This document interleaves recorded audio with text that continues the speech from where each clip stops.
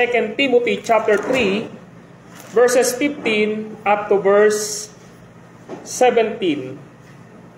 Once again, 2 Timoteo chapter 3, mga talatang 15 hanggang 17. Ganito po ang sabi ng salita ng Diyos mula po sa salin ng magandang balita, Biblia. Mula pa sa pagkabata, alam mo na ang banal na kasulatan ay nagtuturo ng daan ng kaligtasan sa pamamagitan ng pananalig kay Kristo Jesus. Lahat ng kasulatan ay kinasihan ng Diyos at magagamit sa pagtuturo ng katotohanan, sa pagtutuwid, sa likong gawain, at sa pag-akay sa matuwid na pamumuhay. Sa gayon, ang lingkod ng Diyos ay magiging handa sa lahat ng mabubuting gawain. Ang ating pong title sa pag-aaral ngayon, The Authority of Scripture. Alam niyo po ba na ang Bible Month o yung Bible Week or Sunday ay isang Republic Act? Ibig sabihin po, Republic Act po ito. This is RA 1163, 11163. And the main author of this Republic Act, of course, is no other than si Manny Pacquiao. Siya ho yung pinaka-author po. Ito, pinaka-major author. Ibig sabihin, binibigyan po ng kahalagahan ang Biblia o ang Scripture sa lipunan natin dito sa Pilipinas. Pero tayo po bilang mga mananampalataya ay hindi lang basta natin kinikilala yung kahalagahan ng Scripture sa atin. Kundi naniniwala tayo na ang Biblia, ito pong hawak natin yan na ang Scripture, ito po ang nag-iisang autoridad na batayan sa ating pong pananampalataya at pamumuhay. This is our sole authority in our belief and practices. That's why hindi tayo magtataka noong panahon ng Reformation noong 1500, ang sabi ng isang pastor coming from Roman Catholic, sabi niya sola scriptura o scripture alone. Ano ba ang ibig sabihin nito? Ang ibig sabihin po nito, sa panahon po kasi ng hindi pa nagkakaroon ng Reformation o yung tinatawag na split coming from Roman Catholic ang Protestant, ang scripture po, ang Biblia, ay hindi po siya highest authority. Ibig sabihin, hindi po siya yung pinakamataas na authority. Sa kanila, pantay lang po ang authority ng church, meaning ang Pope. Tapos yung pong mga tinatawag po na tradisyon, pantay lang po yon. So, Pope, yung tradition, and then yung Bible, kapantay lang po. So, ibig sabihin, equal po yung tatlong ito. The authority of the church, yung Pope, yung tradition, and Scripture, pantay-pantay lang po sila. Pero hindi po yun yung gustong ipakita ng Scripture. Ang Scripture po, He is the only highest authority when it comes to tradition and authority in the church. Meaning po, ang Scripture, siya po ang pinaka-sole and the highest authority when it comes to belief and practices sa church at ng mananampalataya. Lahat po dapat nakapailalim dito. So, nagkaroon po ngayon ng Reformation. That's why the word sola scriptura, kasama po sa logo natin, makikita niyo po dyan, meaning Scripture alone o the Word of God alone. Ganyan po kahalaga para sa atin ang Scripture. That's why every time na ako po ay nangangaral, Sunday by Sunday, and even in our mga discipleship and Bible study, ang lagi po nating pinag-aaralan at naririnig niyo po sa akin, sinasabi ng Panginoong Diyos sa banal na kasulatan. Sabi po ng isang scholar ng Biblia, si Wayne Grudem, ganito po ang sabi niya, lahat ng mga salita sa Biblia ay mga salita ng Diyos. Kaya kung hindi mo pinaniniwalaan o sinusunod ang anumang salita dito, ay hindi mo rin pinaniniwalaan o sinusunod ang Diyos mismo. And that is true. Kung ating maaalala, binasa natin kani-kanina lamang ang 2 Timothy chapter 3 verses 15 to 17. And once again, I want to remind sa buhay nating lahat, itong Scripture na base na pag-aaralan natin. Ano sabi ron? Lahat ng kasulatan, sabi ron, mula sa pagkabata, alam mo na ang banal na kasulatan ay nagtuturo ng daan ng kaligtasan sa pamamagitan ng pananampalataya kay Kristo Jesus. Ang sabi ng verse 16, lahat ng kasulatan ay kinasihan ng Diyos at magagamit sa pagtuturo ng katotohanan, sa pagtutwid sa likong gawain, at sa pag-akay sa matwid na pamumuhay, na sa gayon ang lingkod ng Diyos ay magiging handa sa lahat ng mabuting gawain. Mga kapatid, if you notice, there are 3 points na gustong ipakita si Apostle Paul kay Pastor Timothy. Just to remind us na yung 1 Timothy po, sinabi ni Apostle Paul kay Timothy kung ano yung dapat na maging gawain sa loob ng church. Yun yung malinaw doon. Sa 1 Timothy, sinabi niya sa chapter 3, sabi niya ganon, na hindi man ako makarating dyan, ay dapat namang malaman kung ano ang dapat na maging panuntunan sa sambahayan ng Diyos na haligi at suhay ng katotohanan. Pagdating naman po sa sa ikalawang bahagi ng 2 Timothy, kung mapapansin niyo po dyan, meron pong false teaching. Sa unang mga bahagi po ng ikalawang Timoteo, mapapansin niyo dyan, na si Paul ay nagsasabi kay Timothy na may mga false teaching and teachers na nandun po sa loob ng Epesong simbahan. Ngayon, ang sinasabi ngayon dyan ni Paul, ano yung magiging authority mo upang ituwid mo ang maling doktrina? Ang sabi niya ay walang iba kundi ang Biblia. Bukod pa sa problemang iyan, ay meron po tinatawag na kultong paniniwala. Yung tinatawag na Church of Diana. Si Diana ay isang Diyos-Diyosan ng fertility sa panahong iyon. And the way ng pag-worship nila ay immoral. Yung mga orgies na ginagawa po nila sa kanilang mga practices every time na meron silang pagtitipon. And that is the Church of Diana. Ngayon, sinasabi lagi ni Paul sa kanya, just to remind yung mga members sa loob ng simbahan na yung authority and basis ng kanilang pananampalataya at pamumuhay ay walang iba kundi ang Biblia.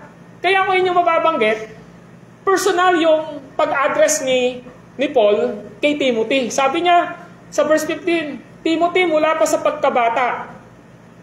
Ano yung ibig sabihin nito? Alam mo na ang banal na kasulatan ay nagtuturo ng daan ng kaligtasan sa pamamagitan ng pananampalataya kay Kristo. At yan ay mababanahag niyo sa chapter 1, dahil bata pa lang si Timothy, tinuruan na siya ng kanyang nanay Loida at lola Eunice. So just imagine, yung nanay niya, personal siyang tinuruan, at yung kanyang lola Loida, tinuruan siya. Pero protege siya ni Paul. Si Paul po ang nag-disciple sa kanya. Ngayon, sinasabi niya ngayon, dito, na what is the main purpose and the content of the Scripture? Of course, in verse 15, na ang Scripture ay nagtuturo patungkol kay Kristo. Ang Scripture ay nagtuturo patungkol sa salvation. At yung verse 16 naman ay nagsasabi na after na masave ng isang Kristiyano, dapat yung holiness, ang kabanalan, ang makita sa kanya sa pamamagitan ng pag-apply ng Biblia. So, para hindi ho kayo malito, ang 3:15 ay patungkol sa kaligtasan ang tinuturo ng Scripture. Meaning, sino ang Diyos na nagligtas sa atin at sino tayo. Sa verse 16, makikita natin na dahil nga ito'y kinasihan ng Diyos, ang sabi niya, magtuturo ito sa mga maling practices. Nagtuturo ito sa pagtutwid sa likong gawain, sa pag-aakay sa matwid na pamumuhay. And that is referring to holiness. Now, in verse 17, the implication is good works. Napansin niyo? So, ang Word of God, itong Scripture na ito, tatlo yung makikita natin in 2 Timothy 3:15 to 17. Ang Biblia ay nagtuturo ng daan ng kaligtasan sa pamamagitan ng ating pananampalataya kay Kristo. And then in verse 16, nagtuturo ito kung paano tayo mamumuhay ng tapat, ng may kabanalan sa harapan ng Diyos, at nagtuturo ito kung paano natin ipamumuhay ang salita ng Diyos ang mabubuting gawa. So ngayon, paano nating malalaman na ang hawak nating Bible, tandaan po natin, Ang hawak niyo pong Bible na yan, ang tawag po dyan ay translation. Translation na lang po ang hawak niyong Bible. Kahit po yan ay nasa gadgets ninyo, translation na po yan, translator po yan, na-translate na po yan. Ang hawak natin, kahit na nasa form ng book, tinranslate na po yan. Because the original word ng scripture ay tatlo po. Hebrew, Aramaic, and Greek. Kaya po ba natin basahin ang Hebrew, Aramaic, and Greek? Hindi po. So, hindi natin siya kayang basahin. Ngayon, ang ginawa po sa ngayon, tinranslate po yan. Alam niyo po kung paano po na-translate sa English yan? Namatay lang po naman. Si Tyndale namatay. Yung iba pang mga nag-translate ng Bible ay pinatay. So kaya yung hawak po nating mga Bible na yan, hindi mo siya naisulat dahil lamang po nandyan yan. Meron pong binhi ng dugo ng kamatayan ang mga nag-translate niyan. Kaya ngayon, ang ibig sabihin po, makikita natin ngayon pansinin nyo sa English. Sabi na, sa Tagalog, sabi, mula sa pagkabata, alam mo na ang banal na kasulatan. Pag sinabing banal na kasulatan is scripture. Sa verse 17, 16 na sabi, all scripture is God's breath. So ano yung Biblia? Basta ba nakita natin na ang Biblia ay nakaform siya na 66 books? 66 na aklat na ito hawak natin ngayon. So, ibig sabihin po, ang hawak nating Biblia ay salita ng Diyos. Kaya nga ang sabi ni Wayne Grudem, lahat ng mga salita sa Biblia na ito ay mga salita ng Diyos. Kaya kung hindi mo pinaniniwalaan o sinusunod, ang anumang salita dito ay hindi mo na rin pinaniniwalaan o sinusunod ang Diyos mismo. So, kapag sinabi mo naniniwala ka sa Diyos, dapat maniwala ka sa Biblia. Kapag sinabi mong sinusunod ko yung Diyos, dapat sundin mo ang Biblia. Amen po ba? Yun po yung gustong ipakita. Now, una, the Bible is the Word of God. Ang Biblia po ay salita ng Diyos. Pakinggan niyo pong mabuti. Ang Old Testament, ilang daang beses ginamit ng mga propeta o mga mensaherong ipinadala ng Diyos ang mga salitang, thus says the Lord. Sinasabi ng Diyos. Yun ang ibig sabihin po. Thus says the Lord. Sinasabi ng Diyos. Ito po ay nagbibigay ng indikasyon na yung sinasabi ng mga tao ng Diyos, propeta man sila, pari man sila sa lumang tipan, ay hindi sarili nilang salita, kundi galing sa Diyos. Kung gayon, ang otoridad ng mga tagapagsalita sa lumang tipan ay galing sa Diyos. Ano ibig sabihin po noon? Wala po silang authority sa kanilang sariling pagkatao. Ang authority nila kung bakit sila nagsasalita ay dahil mayroon silang sasabihin galing sa Diyos. Kaya di ba sabi, thus says the Lord? So, ibig sabihin, mga kapatid, maliwanag na ang salita ng Diyos, ang siyang authority ni God sa atin, sa lumang tipan at sa bagong tipan. Sabi ng ating Panginoong Diyos tungkol sa isang propetang ipapadala niya sa mga Israelita, katulad ni Moises, na kapag binasa nyo yung Hebrew chapter 1, verse 1 and 2, napultid po doon, ang sabi niya sa Deuteronomio 18:18 ay ito, I will put my words in his mouth, and he shall speak to them all that I command him. Napakaliwanag. Ang sabi ng Panginoon, ako ang maglalagay ng mga salita ko sa kanyang bibig, at siya ay magsasalita sa kanila ng lahat ng aking inuutos. Maliwanag po yan sa Deuteronomio 18:18. So, ang linaw po nun. At ang sabi doon sa verse 19 ay ito,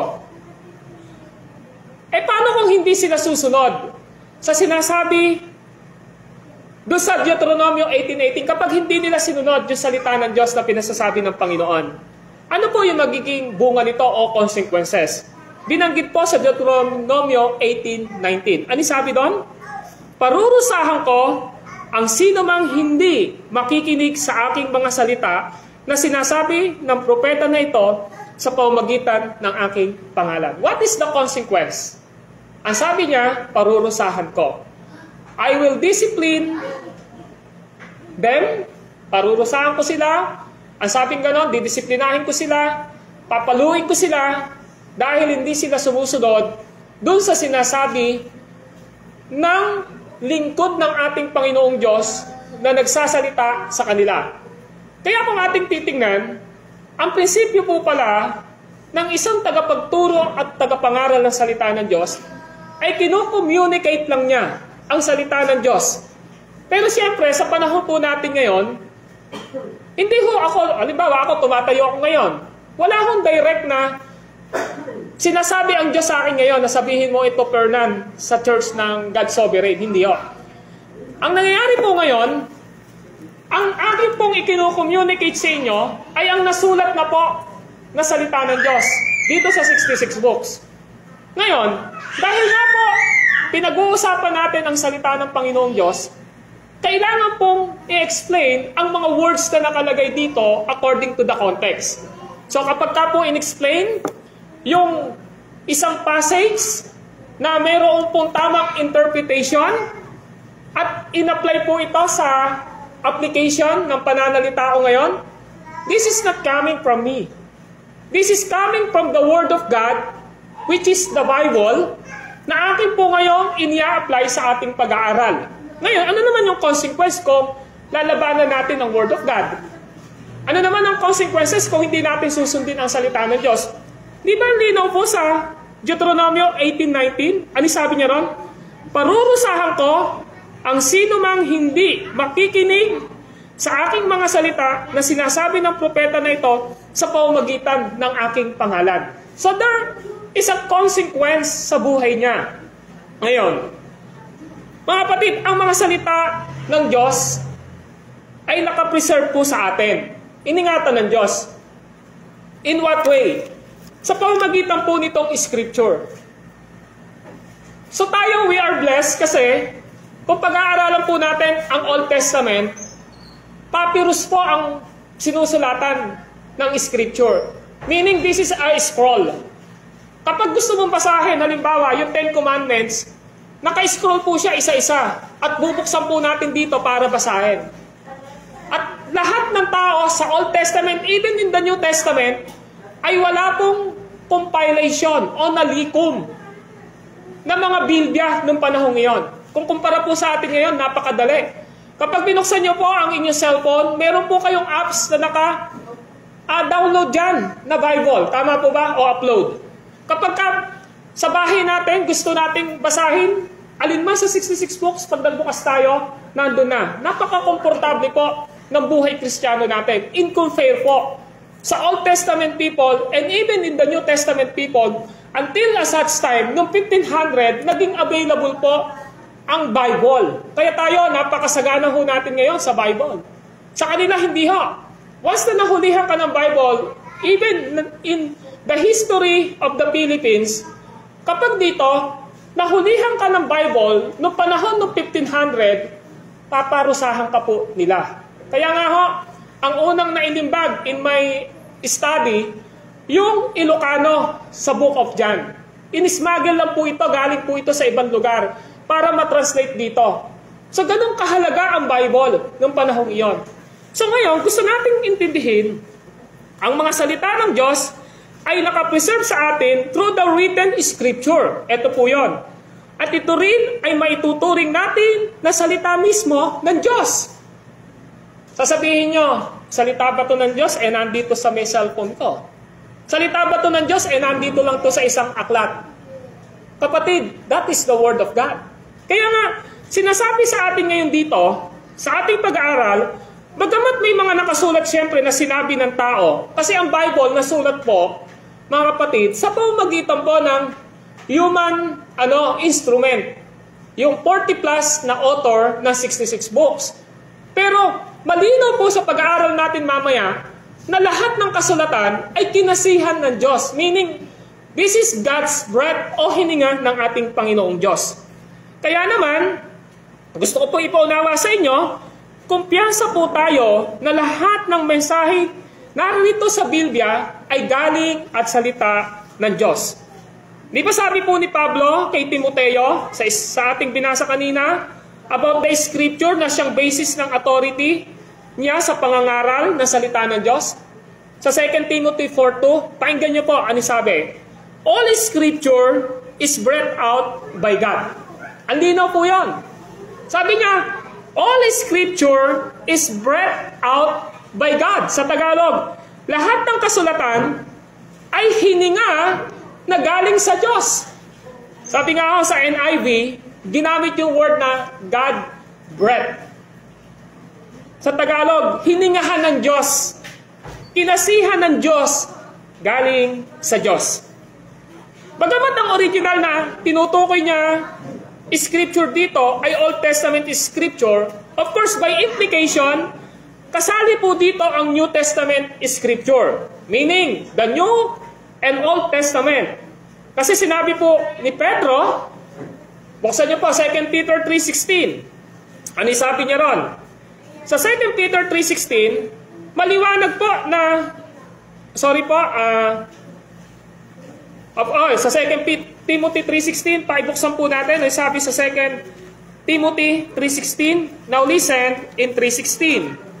Ang sabi niya ay ito, sa lahat ng sulat niya tungkol sa paksang ito, ganito ang lagi niyang paalala, may ilang bahagi sa kanyang mga liham na mahirap maunawain at binibigyan ng maling kahulugan ng mga mangmang at mahihina. Ganyan din ang kanilang ginagawa sa ibang mga kasulatan, ano pat ipinapahamak nila ang kanilang sarili. So meron pong mga tao na hindi na hawakang mabuti na ipapaliwanag ng maayos ang salita ng Panginoong Diyos. Now, pakinggan natin. Yung pong mga sinulat ni Moises, halimbawa, sinulat din ni Moises, sinulat ni David, ni Matthew, ni Paul, at ni Peter, ayon po sa prophetic o apostolic authority na galing sa Diyos, ang lahat ng ito ay under direction of the Holy Spirit. Ibig sabihin po, na isulat ang lahat ng nais ng Diyos na isulat para sa atin.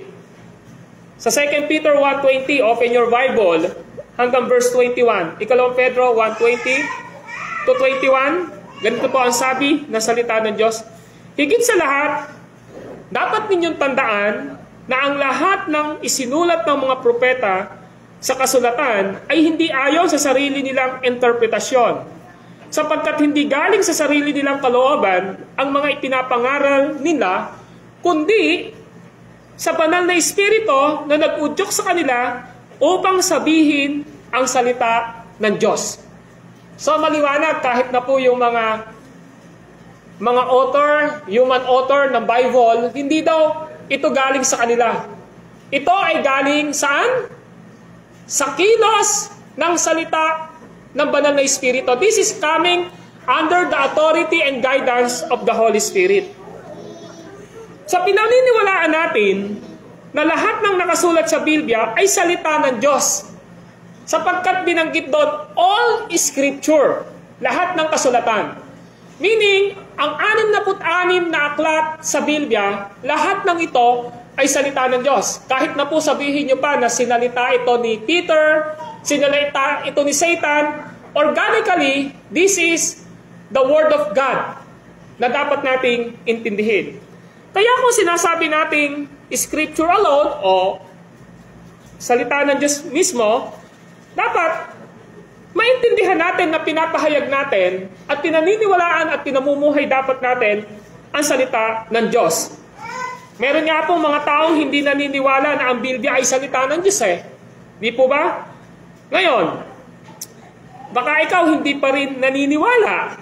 Pwede akong magbigay ng mga proofs or evidences or arguments para makonvince ka. Pero naniniwala akong katulad ng sinasaad sa Westminster Confession. Ano sabi ng Westminster Confession? Ang sabi ay ganito, and I quote, makukonvince silang tayo at makatitiyak na ang Biblia ay di nagkakamaling katotohanan at may autoridad galing sa Diyos sa pamamagitan ng gawa ng banal na Espiritu na nagpapatotoo sa salita ng Diyos sa mga puso natin. Ibig sabihin po, without the work of the Holy Spirit, sa buhay natin, hindi ho natin kayang tanggapin ang salita ng Diyos.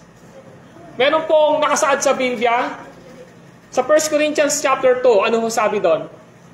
Ang mga bagay na espiritual ay mauunawaan lamang ng taong nagtataglay ng Espiritu. Ano yung kasunod? Ngunit sa mga taong hindi nagtataglay ng Espiritu, para sa kanila, kahangalan ang mga ito at hindi nila mauunawaan. So there are two explanations na gusto natin ipakita. Kung ikaw ay born again, kung ikaw ay mananampalataya, at ang katawan mo ay pinapanahanan at templo ng banal na Espiritu, ang sabi ni Paul, mauunawaan mo at tatanggapin mo na ang salita ng Diyos ay para sa iyo at ito ay mismong galing sa Panginoon. Pero kung ikaw hindi ka pa po born again at hindi ka pinapanahanan ng Espiritu Santo, hindi mo po ito mauunawaan. Ano yung mangyayari sa iyo? Para sa iyo, kahangalan ang mga bagay na salita ng Diyos. In other words, sa isang tao na nakikinig ng salita ng Panginoon, pero nire-reject niya ang Word of God, that is the mark na hindi ka pa nabo-born again. Para sa clarification, buksan natin ang 1 Corinthians chapter 2. Kasi baka maisip natin na ba't gano'n naman kabigat? Kasi ito ho ang sabi. Sa 1 Corinthians chapter 2, verse 13, sa mga nagtataglay ng Espiritu, ang ipinaliliwanag namin mga katotohanang espiritual. Mga pananalitang turo ng Espiritu. At hindi ayon sa karunungan ng mga tao ang ginagamit namin. Verse 14, sapagkat ang taong hindi nagtataglay ng Espiritu ay ayaw tumanggap ng kaloob mula sa Espiritu ng Diyos. Para sa kanila, kahangalan ang mga iyon at di nila mauunawaan, sapagkat ang mga bagay na espiritual ay mauunawaan lamang sa parang espiritual. So ano ibig sabihin nito? Ang isang tao na hindi pa na-regenerate, na born again, at walang Espiritu Santo na nananahan sa Kanya. Kasi lahat po tayo na mananampalataya, ang katawan ho natin, templo ng Espiritu, for clarification lang. Sa chapter 3, tingnan nyo ho. Ano ang sabi ron sa chapter 3 para maintindihan lang po natin? Doon sa verse 16, kasunod po nitong pinag-aaralan natin, 1 Corinthians 3:16, hindi ba ninyo alam na kayo'y templo ng Diyos at naninirahan sa inyo ang Kanyang Espiritu? So kung ang Espiritu Santo ay nananahan sa iyo, yung application ng chapter 2, maiintindihan mo ito. Bakit? Ang sabi ng 2:13, sa mga nagtataglay ng Espiritu. Sino po sila? Mga anak ng Diyos, mga naligtas. Ano daw ang ipapangaral dapat? Sabi ni Paul, ang ipinaliliwanag namin mga katotohanang espiritual. Mga pananalitang turo ng Espiritu. Ano ba yung turo ng Espiritu? Ang Scripture, ang Gospel, ang Word of God. At ang sabi niya, at hindi ayon sa karunungan ng tao ang ginagamit namin. Bakit? Sabi ng verse 14, sapagkat kung ang gagamitin lang namin ay karunungan namin, pues posible na tanggapin ito logically ng taong hindi mananampalataya. Pero kapag spiritual po ang ituturo, hindi ito maintindihan ng isang taong hindi nagtataglay ng Espiritu. Dahil ang sabi po ng verse 14, sapagkat ang taong hindi nagtataglay ng Espiritu, sino sila? Unbeliever, ay ayaw tumanggap ng kaloob mula sa Espiritu ng Diyos. Ano ba yung kaloob ng Espiritu ng Diyos? Word of God. Scripture. Para sa kanila, kahangalan ang mga yon. Alin sa kanila ang kahangalan? Ang Word of God, ang Scripture. At di nila mauunawaan. Sapagkat ang mga bagay na espiritual ay mauunawaan lamang sa paraang espiritual. So, ibig sabihin po mga kapatid, maliwanag na tama po ang Westminster Confession na sabi, makukumbinsi lang tayo at makatitiyak na ang Biblia ay hindi nagkakamaling katotohanan at may autoridad galing sa Diyos sa pamamagitan ng gawa ng banal na Espiritu na nagpapatotoo sa salita ng Diyos sa mga puso natin.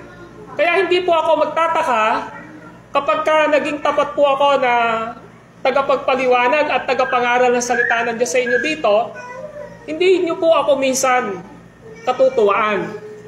Bakit po? Kasi po, yung katotohanan ng Biblia ay dapat ko pong ipangaral.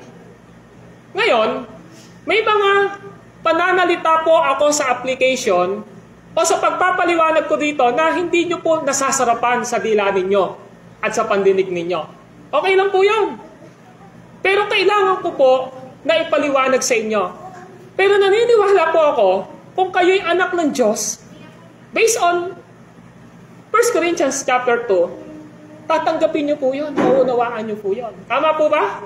Pero siyempre, kung hindi ka po talaga totoo born again, nandito ka lang, nakaupo ka, tapos ang gagawin mo, sisimiin mo yung mga bagay na gusto mo lang, tapos i-reject mo yung iba, nasa iyo na po yun. Pero kailangan po natin talaga na yung authority ni Jesus sa church natin kapag nangangaral is to communicate the Scripture, meron man tumanggap o wala. Sana naiintindihan niyo po yun. Yan po ang gustong ipakita. Kaya ngayon, maiintindihan po natin na ang Biblia ay salita ng Diyos. Amen po ba? So, kaya sabi ni Paul, lahat ng kasulatan ay kinasihan ng Diyos. Mula pa sa pagkabata, alam mo na ang salita ng Diyos. So, number 1, all Scripture is the Word of God. Number 2, ang Biblia ay purong katotohanan. Walang mali, hindi nagkakamali. Dahil ang Diyos ay Diyos ng katotohanan. Ang Biblia po ito ay katotohanan. Amen? Wag po nating isipin na mas marunong pa po tayo sa Biblia. Amen po ba? Wag po nating isipin na mas marunong pa tayo sa Diyos. Kasi kung gusto po nating makuha yung karunungan ng Diyos, saan mo matatagpuan ang wisdom ni Lord? Sa Bible po. Amen po ba? So, ngayon, kung tayo ay Kristiyano o mananampalataya, saan natin ngayon ilalagay ang ating sarili? Sabi natin, sa Biblia. Dahil ang Biblia ay puro. Pag sinabing puro, wala po siyang halo. Ibig sabihin po, hindi siya contaminated. Pag sinabi natin contaminated, kumare, meron ditong isang bote na tubig na, libawa, andito po, distilled, purified water. Masasabi lang natin to purify, pero pag nilagyan natin to ng isang bottle na asin, contaminated na po siya, hindi na po siya pure. So, ibig sabihin tayo, as evangelical reform, born-again Christian na sinasabi natin, ang Biblia ay purong katotohanan. Walang mali, hindi nagkakamali. Dahil ang Diyos ay Diyos ng katotohanan. All Scripture is God's breath. Pasinin niyo po, pag po nagsalita tayo, kaya lang po may lumalabas na boses, yung mga intonation, yung mga voices natin, because of the air coming from our, dito po. Pero pasinin niyo po, magsalita po kayo na nakasara po yung bibig ninyo, walang lalabas na hangin, wala pong mabubuong boses. Nakuha niyo yung punto? So, nung sinabi, ang salita ng Diyos ay God's breath, hininga ng Diyos, literally, ito po ay sinalita mismo ng Panginoon. Kaya wala pong mali. Under the inspiration of the Holy Spirit. Ito ang gusto kong puntuhin. Ang Diyos ay kailanman ay hindi nagsisinungaling. Ang linaw po sa Tito 1:2. Walang kasinungalingan sa Diyos. Hindi siya katulad ng tao na sinungaling at pabago-bago ng isip. Bakit po? Sa Numbers 23:19, sinabi po yon ng propeta na yung bibig ng tao minsan ay may kasinungalingan. Yung isip ng tao ay pabago-bago. Pero ang Diyos hindi po. Pagpatuloy ko po. Kapag sinabi ng Diyos, yun ang totoo. Kapag nangako ang Diyos, tutuparin niya yon. Amen po ba? Bakit? Sabi po niya sa 2 Samuel 7:28, pakinggan niyo po. You are God, and your word is true. Sabi niya, doon sa 2 Samuel 7:28, you are God, and your words are true. Ikaw ay Diyos, at ang mga salita mo ay totoo. Puro ang salita ng Diyos. Puro po ang salita ng Diyos. Walang halong dumi o mansa ng anumang kapintasan. Kaya ang sabi po ng awit 12:6, tingnan nyo po, awit 12:6, sa English, the words of the Lord are pure words. Ang lino po, sabi ho ng awit 12:6, the words of the Lord are pure words. Sa Tagalog, ang mga salita ng Panginoon ay dalisay o purong salita. Di po ba kapag nagbabasa ka ng Facebook, kapag nagbabasa ka ng dyaryo, kapag nagbabasa ka ng mga news at nakikinig ka ng news, di mo sigurado kung ano ang accurate o ano ang fake. Bakit? Nakadepende ka lang pero pinaniniwalaan natin kapag kayo nandun po sa isang programa na nagbabalita,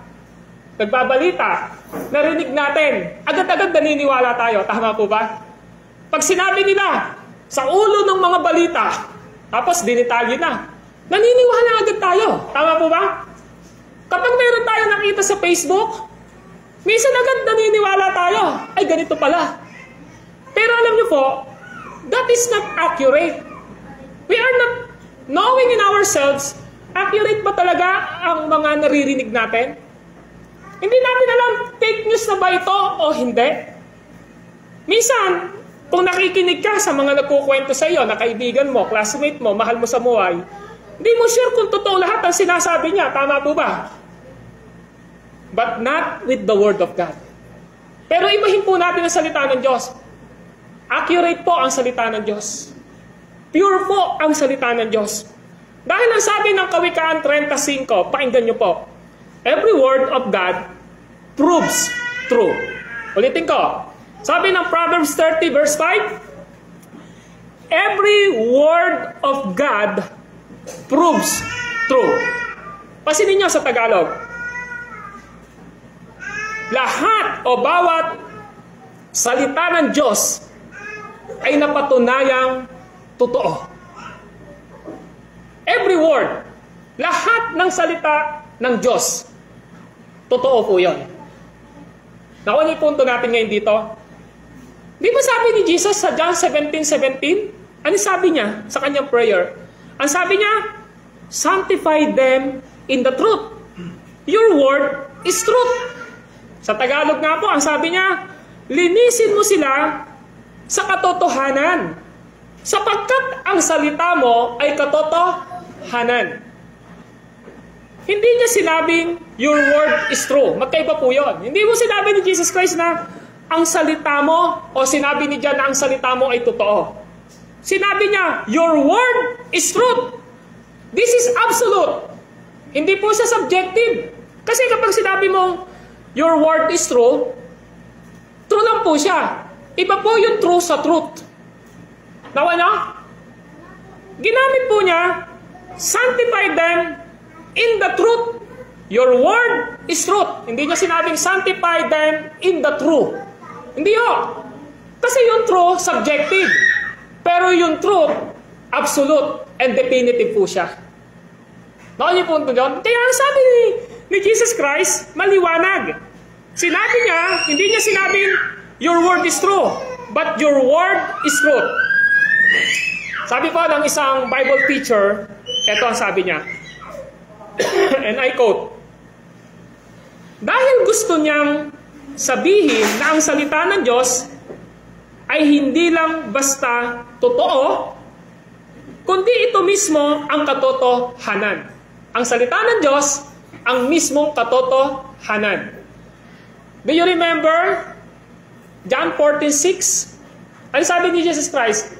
I am the way, the truth, and the life. In John 1:1, who is Jesus Christ? I am the Word. Di ba? Sabi niya, sa pasimula pa, naroon na ang salita. At ang salita ay Diyos. Mga kapatid, yung truth mismo ay totoo, katotohanan. Mahalaga ang pagkakaiba nito dahil nagbibigay ito ng encouragement at tiwala sa atin na isipin ang Biblia ay hindi lang totoo na para bang nakaayon ito sa mas mataas na standard of truth o panuntunan ng katotohanan. Kundi tinitingnan natin ang Biblia na siya mismo ang standard of truth. Amen po ba? Ang Biblia po mismo ang panuntunan ng katotohanan. Hindi po siya Bible na ididikit natin sa values na naisulat ng tao. Hindi ho.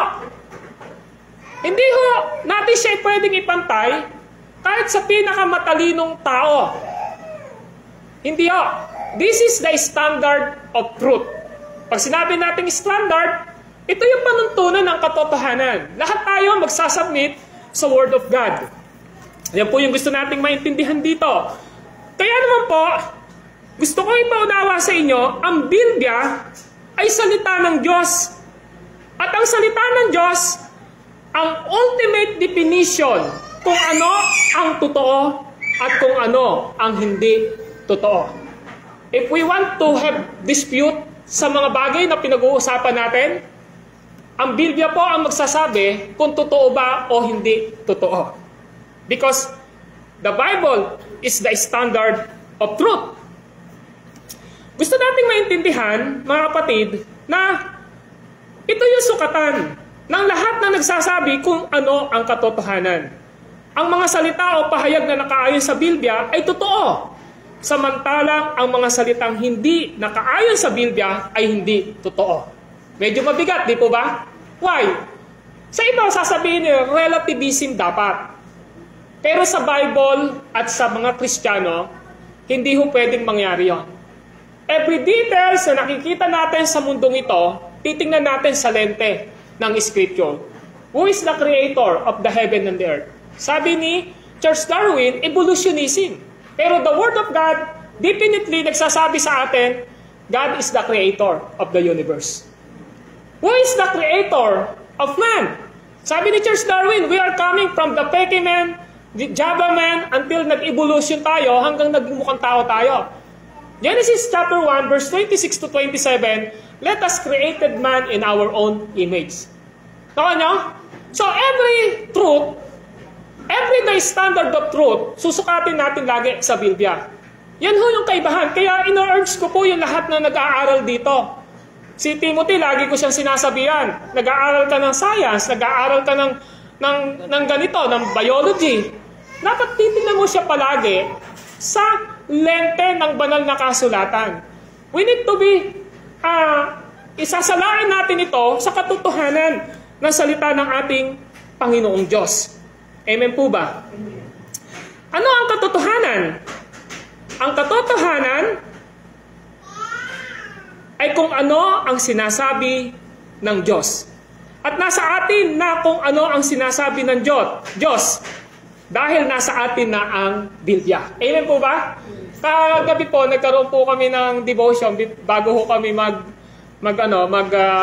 mag-practice. Ang tinuro po ay yung Proverbs chapter 3. Ano sabi doon? Kay Yahweh ka magtiwala, buong puso't lubusan, at huwag kang mananangan sa sarili mong karunungan.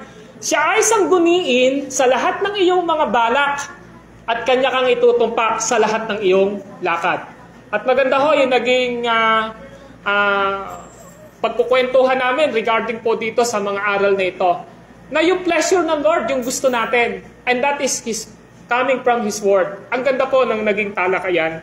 So, ibig sabihin po, ang gusto na natin pakita rito, mga kapatid, ang katotohanan ay kung ano ang sinasabi ng Diyos. At nasa atin na kung ano ang sinasabi ng Diyos. Ano po ito?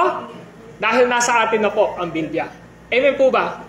Kapag ka po naguguluhan tayo sa buhay natin, Kapag may problema tayo, kapag meron tayong gustong malaman sa mga desisyon natin, please open your Bible. I-type mo nga lang sa Google mo nalulungkot ako. Lagay mo Bible. Lalabas na po yung patungkol sa pagkalungkot.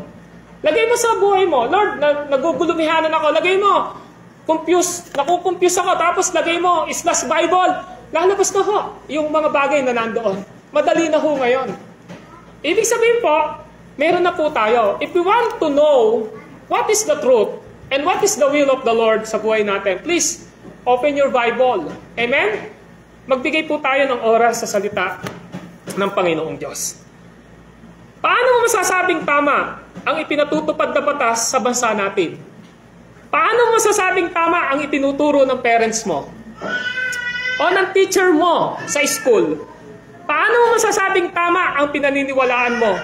O ang paraan ng pamumuhay? Ang sagot, basahin mo, tingnan mo, unawain mo kung ano ang sinasabi na Biblia. Amen? Kasi, halimbawa ako, tatay ako, anak ko lumapit sa akin. Pwede kong maging subjective di ba? May partiality kong mangyayari. Kumari, lumapit ba yung anak ko? Meron siyang nakaaway. Pwede kong kampihan ng anak ko kahit mali siya. Di po ba? Pero, when it comes to absolute truth, dapat malaman niya kung mali siya, tama at tama siya. Tama po ba? Because there are no gray area in the scripture. Hindi po pwedeng sabihin natin, malabo yan. Gray area yan Hindi ho. Ang Bible is always definitive and absolute sa katotohanan. Ang Biblia lagi siya magsasabi, mali yan. Ang Biblia magsasabing, tama iyan. Yun yung gusto nating makita. The answer is in the Bible. Okay, nakita natin. The Bible is the Word of God. The Bible is no errors. Nakita po natin yun? Tama po siya. Number 3, ang Biblia ang ating final authority. Okay? Ang ibig ko po sabihin, saligan at batayan ng kung ano ang dapat nating paniwalaan at kung paano tayo dapat mamuhay. Pakinggan niyo po. Kung ang Biblia ay salita ng Diyos, dapat nating pakinggan at sundin. If we say we are followers of Jesus, we listen and follow His voice through the Scripture. Ang gusto ko lang pong i-point out dito, kung sinasabi po natin na tayo tagasunod ni Kristo, kailangan nating pakinggan siya at sumunod sa Kanya sa pamamagitan ng Scripture. Why? Naalala niyo yung John 10:27? Juan 10:27. Ano sabi ni Jesus Christ? My sheep hear my voice, and I know them, and they follow me. Ang linaw din po ba? Ang sabi niya, kilala ko, my sheep hear my voice. Ano ibig sabihin dito? Yung aking boses, naririnig. My sheep hear my voice. Yung mga tupa ko, naririnig nila, nare-recognize sila yung salita ko, sabi ni Jesus Christ. At kilala ko rin sila, ang sabi niya, at sila ay sumusunod sa akin. Paano naman natin ngayon masasabi na naririnig talaga natin yung tinig ni Jesus? Through the Word of God. Yung lahat ng pwede nating sabihin sa kasama natin, kahit sa asawa, anak natin, subjective po lagi yan. Hindi mo pwedeng sabihin, ito yung pinasasabi ng Diyos sa iyo, unless you quoted from the Word of God. Amen po ba? Unless you quoted from the Word of God and you explain the words coming from the Word of God. Kaya sabi ni Jesus Christ, my sheep hear my voice. Naririnig ng aking mga tupa ang aking tinig. At kilala ko sila, and I know them. And they follow me. Sumusunod sila sa akin. Pagkatapos mangaral nga ni Jesus, di ba? Napag-aralan natin ito sa Mambangnan, yung Matthew chapter 5 hanggang 11, ang tawag natin dito ay Sermon of the Mount. Namangha po yung mga tao. Bakit sila namangha? Di ba sabi ron sa verse 28 to 29 ng chapter 7 ng Matthew? Nangaral siya ng may autoridad at hindi tulad ng kanilang mga tagapagturo ng kautusan. Namangha sila Bakit itong si Jesus na karpintero, anak ni Jose, pag nagsalita siya, there is something na epek ito sa buhay namin. May epek kasi yung kanyang sinasabi. May bigat yung kanyang sinasabi. Why? Dahil si Jesus Christ, sinasabi niya lagi ang tama. Kaya nga ang daming nagalit kay Jesus Christ pinapapatay siya dahil nasasaktan yung mga pinapangaralan niya. Ikaw ba naman marinig mo, sabihin sa iyo sa John 8:44, Diablo ang iyong ama. Hindi ka kaya magalit doon? Pero inaccuse niya, Diablo ang iyong ama. Sinabihan niya yung mga religious leader, you vipers! Kayo na mga ulupong! Isipin mo, sabihan kang gano'n ni Jesus Christ. Si Jesus Christ, sinasabi niya, I don't care kung ma-open kayo sa sinasabi ko, bagamat si Jesus yon, di po ba? Pero sinasabi niya talaga yung truth. Alam niya kasi na yung way of his teaching, directly po, na gusto niyang maramdaman ng mga tao kung ano talaga yung posisyon nila sa harapan ng Panginoong Diyos. Ano yung nagiging dating po sa mga tao? Nasasaktan po sila. Kaya nga po dun sa John chapter 8, nung sinabihan niya, Diablo ang inyong ama, hinanting na siya agad at gusto siyang ipapatay. Ganun po katindi. Of course, siyempre, mabigat po yun, si Jesus po yun. Pero ang gusto ko lang i-drive out doon sa sinabi ko po na yun, si Jesus, basta sasabihin niya kung ano yung totoo. Matuwa sila o hindi, ang sasabihin ni Jesus Christ, kailangan ko sabihin ang katotohanan. Because in a sense, I am the way, the truth, and the life. Yun ang gusto niyang ipakita rito. So, nung nangaral siya, sabi ng mga tao, bakit may authority to si Jesus Christ na ito? Eh, hindi nila alam, ayaw kasi nilang paniwalaan, na He is the Son of God. He is the Messiah. Ngayon, mga kapatid, hindi lang pagkamangha ang dapat na tugon sa salita ni Kristo, kundi buong pusong pagtitiwala at pagsunod. Sa dulong ahon ng kanyang sermon sa 7:24-27 ng Matthew, sinabi niya kung nakikinig ka lang, tapos hindi ka susunod, para ka lang nagtayo ng bahay sa buhanginan. Dumating ang bagyo, hinampas ng hangin, dinagsa ng baha, saka nawasak. But if you obey the word, para kang nagtayo ng bahay sa matibay na bato. Walang anuman dilubyo ang gigiba sa iyo. Your choice, will you build your life on a solid ground or sinking the sand? Saan mo tinatayo yung buhay mo ngayon? Saan ba? Sa matibay po ba na lupa na nagre-represent na yung salita ng Diyos nasa iyo? O nagtatayo ka ng buhay mo sa buhanginan na ito yung karunungan ng sanlibutan?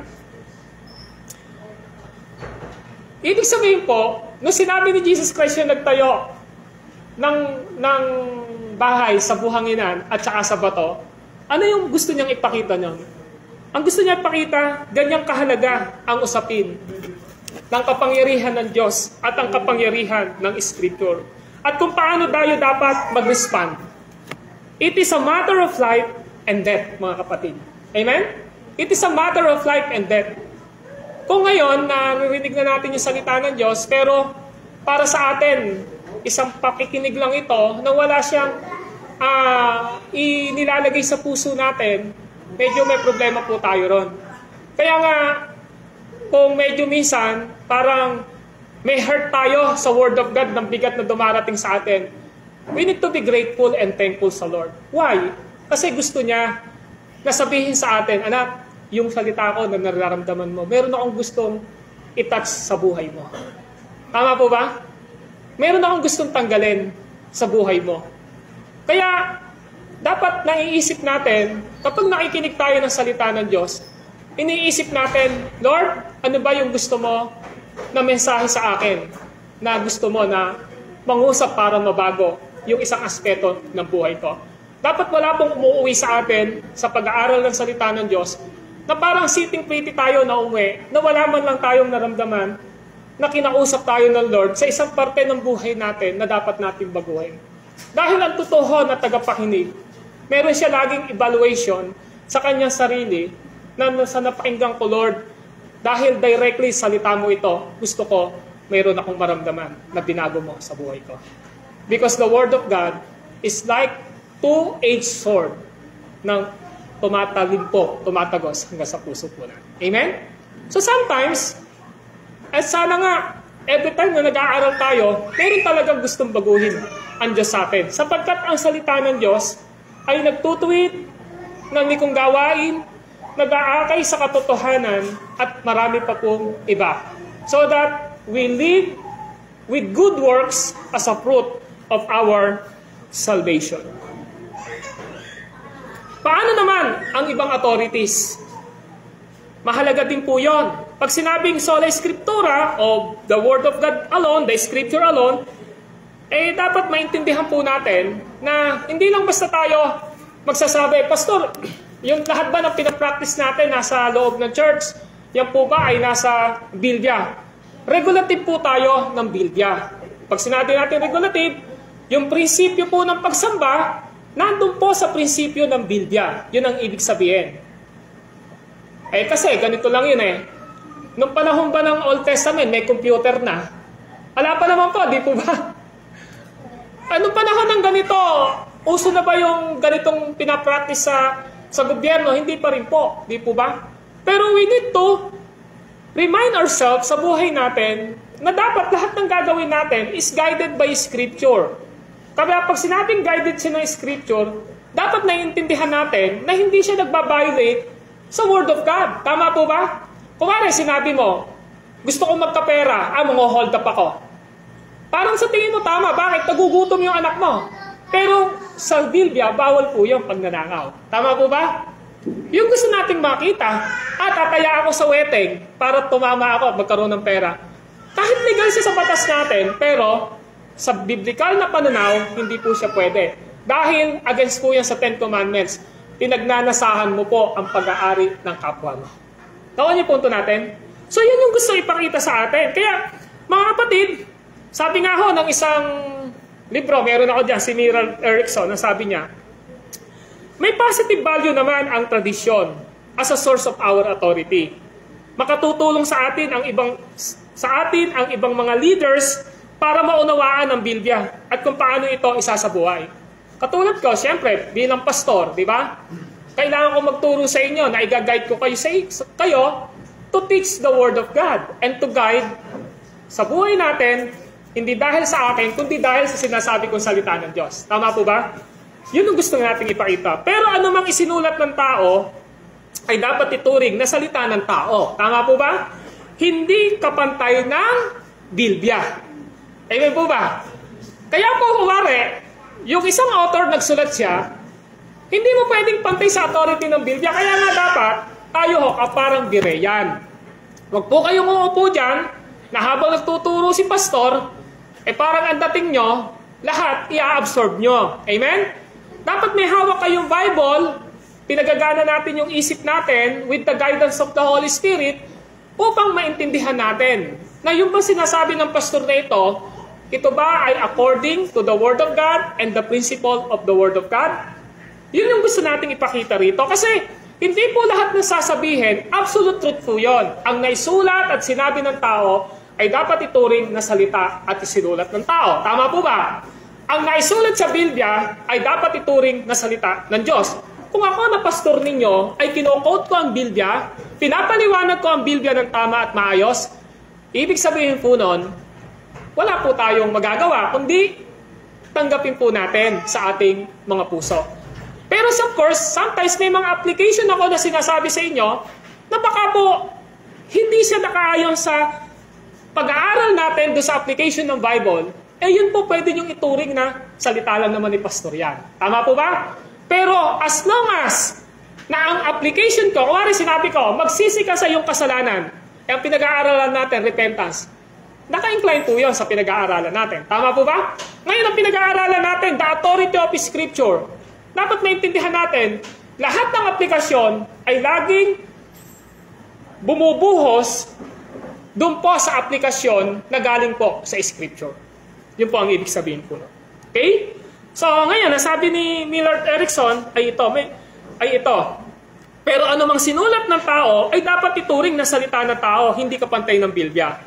Ang authority ng sino man, whether pope or priest, or pastor, or any Bible teacher, ay nanggagaling sa kanilang katapatan dapat sa paggamit at pagpapaliwanag ng Biblia. Amen po ba?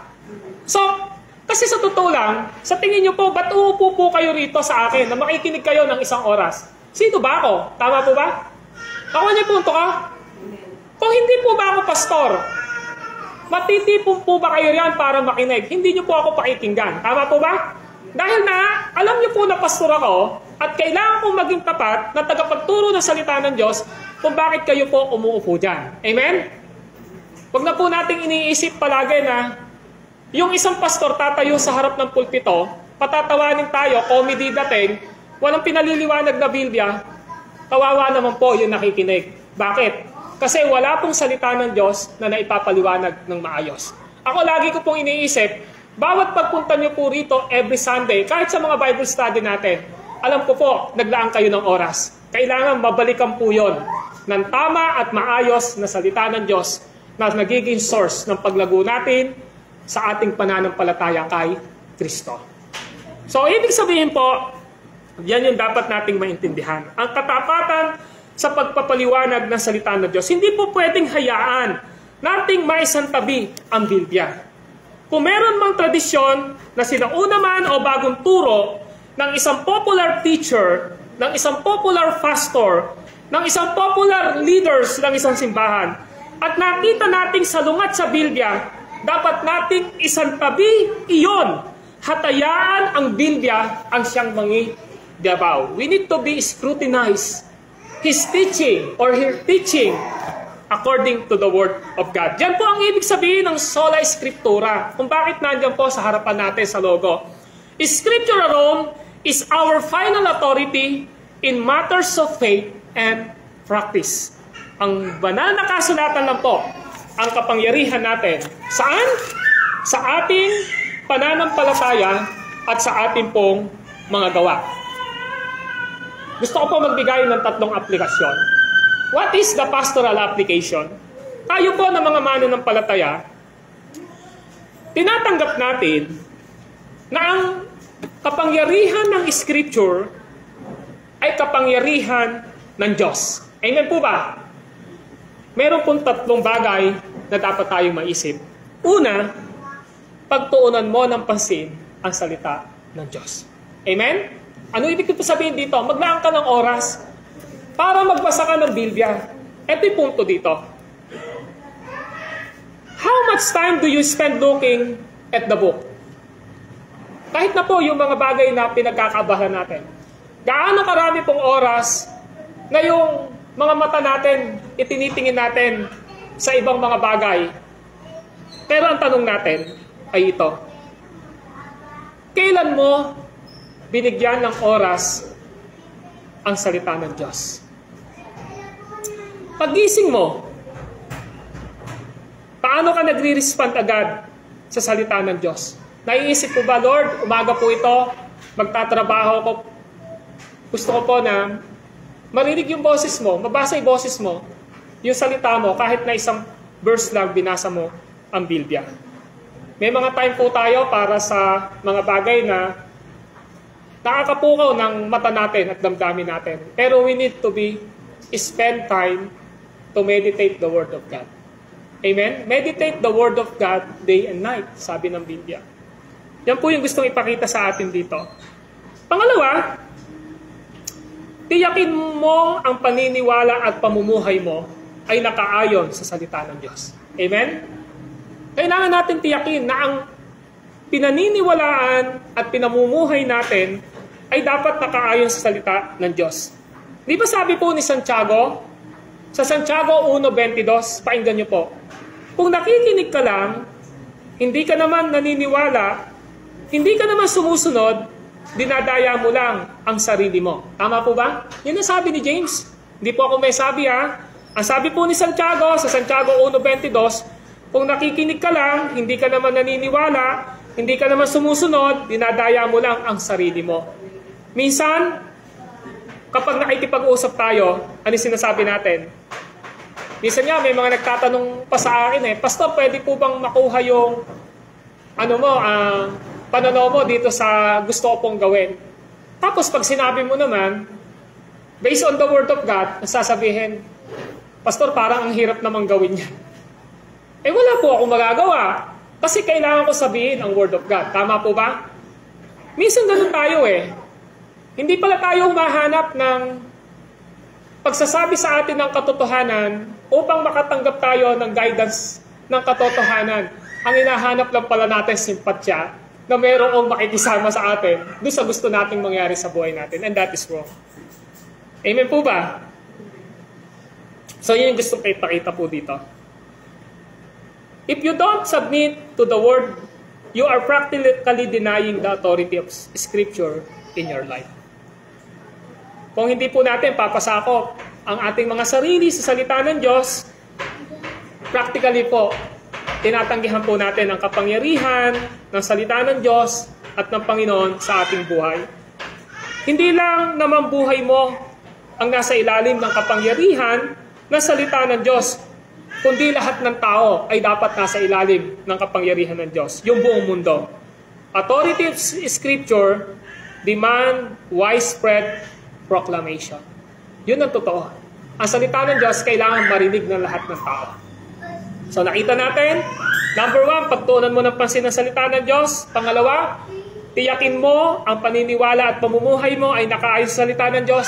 Number 3 and lastly, maging tapat ka sa pagpapahayag o pag-share ng salita ng Diyos. Kahit po cultural. Ano ibig sabihin nito? May mga kultura po kasi tayo na hindi po ayon sa Biblia. Pakinggan nyo po. Wala naman po akong kinukuha sa inyo. Anong araw ngayon dito? Anong may okasyon dito sa Kastiliano?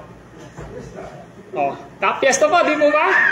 Pero tayo, naniniwala tayo na we as Bible believers, tapos tayo, naniniwala tayo na absolute authority of Scripture, maliwanag sa atin na hindi tayo dapat na ano po, alam niyo na po yun, di ba? Na makisang-ayon sa ganito. Because alam natin kung sino yung pinagdiriwang dito.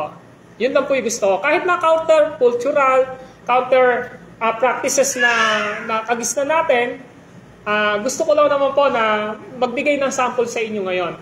Na yun po yung dapat nating maintindihan. Amen? Kahit po counter-cultural, tulad ng biblical view ng homosexuality, siyempre hindi po tayo sang-ayon doon, di ba? Na may bakla, may tomboy, di ba? May ganito, may ganon, na LGBTQ+. Alam natin na bagamat kailangan nating silang irespeto, igalang, pero we are not sumasang-ayon sa prinsipyo ng ganong katayuan because that is against the Scripture. Okay yung punto ko? Yung po gusto ko ipauliwanag. Kahit hindi po popular, tulad po ng biblical teaching ng creation na hindi itinuturo sa school. Nabanggit ko na po yan sila Charles Darwin, di po ba? Evolutionism pinaniniwalaan. Kahit na po may persecution at rejection ang kapalit. Kahit ma-demote po tayo sa trabaho, kung mali naman po yung pinapagawa sa atin, wag po natin gawin. Kahit pagtawanan tayo ng ating mga kaklase, dahil hindi natin sinasangayunan yung mga ginagawa nilang mali. Tama po ba? Kahit pagtawanan tayo, mahalaga ang natutuwa sa atin, si Kristo, ang Diyos. Amen? Yun yung gusto niya ipakita sa atin. Gusto kong maintindihan ninyo, kahit layuan ka ng kaibigan mo, dahil lamang sa gusto mong sumunod sa Panginoon, bibigyan ka naman ni Lord ng totoong kaibigan. Amen? We need more courageous men and women who will stand for the truth of God in this world. Kailangan po natin na maging lalaki at babae na tatayo sa katotohanan na mayroong katapangan dahil po sa salita ng Diyos at sa ating Panginoon. Magagawa naman po natin ito by the help of the Lord. Dito po ako magwawakas. Si Martin Luther po ay pinatawag sa Diet of Worms. Assembly po ng Roman Catholic leaders sa isang bayan sa Germany. Pinatawag po siya ng Pope, pinatawag po siya ng matataas dahil sa kanyang aral ng pagsulungat sa indulhensya na mahalaga na may kinalalaman sa salvation. Nung pinatawag siya, pumunta po siya. Binigyan po siya ng pagkakataong bawiin o recant ang mga isinulat at ipinahayag niya against sa church ng Roman Catholic. Sabi niya, binibigyan ka namin ng panibagong pagkakataon, i-recant mo lang yan, hindi ka mamamatay kasi ipapapatay siya eh. Kasi ang paglaban ng panahong iyon, sa Roman Catholic, ang tawag po doon ay heresy o heretic, ang katambas po doon, pagsunog. Ganun po yun. Papapatay ka. Kaya pag tinawag ka na anathema, binaksakan ka ng anathema, sumpain ka, ganun po yun. So, nanganganib po ang buhay ni Martin Luther. Sabi niya, bibigyan ka namin ng panibagong tsansa. Kailangan mo lang i-recant, bawiin ang lahat ng sinulat mo at sinabi mo. Publicly sabihin mo, mali ang aking paniniwala at mali ang aking itinuro. Pero hindi ho yun yung ginawa ni Martin Luther. Painggan niyo po ang sabi niya. Sabi ni Martin Luther, no, ayoko, hindi ko babawiin. At ang sabi niya ay ito, sa English, babasahin ko at itatranslate ko po sa Tagalog. Sana may translate ko ng sakop. Ang sabi niya, and I quote, unless I am convinced by the testimony of the Scripture or by the clear reason, for I do not trust either in the Pope or in councils alone, since it is well known that they have often erred, mali po, and contradicted themselves. I am bound by the Scriptures. I have quoted, and my conscience is captive to the Word of God. I cannot and I will not recant anything, since it is neither safe nor right to go against conscience. I cannot do otherwise. Here I stand. My God help me. Amen. End quoted. Sa Tagalog, maliban ako ay makumbinsi sa pamamagitan ng patotoo ng kasulatan o sa pamamagitan ng malinaw na kadahilanan, ayoko magtiwala sa Pope o sa konseho lamang dahil alam ko na sila mismo ay nagtatalo-talo. Ako ay natatanikalaan ng kasulatan na aking sinisipi at ang aking konsensya o kaisipan ay nabihag ng salita ng Diyos. Ayoko at hindi ko babawiin ang anumang bagay. Ito man ay maging pag-iingat o hindi sa akin at sa aking konsensya, hindi ko gagawin ang mga ito. Ako ay nakatayo, tumitindig, tulungan nawa ako ng Diyos. Amen. Si Martin Luther po yun. Sabi niya, I am bound by the Scripture. Ako ay natatalikalaan ng mga banal na kasulatan. My conscience is captive to the Word of God. Ang aking isipan, ang aking konsensya ay binihag ng salita ng Diyos. Mga kapatid, yun din ba ang sinasabi at ipinamumuhay mo sa loob ng tahanan?